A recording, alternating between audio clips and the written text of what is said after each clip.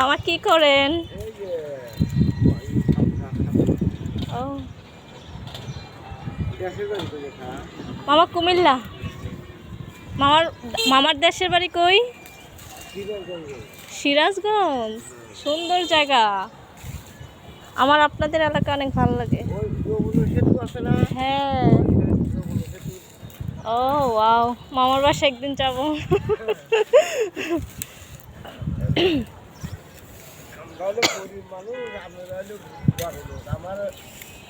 মামা আমরা তো আগে মানুষ, আগে মানুষ তারপর সব।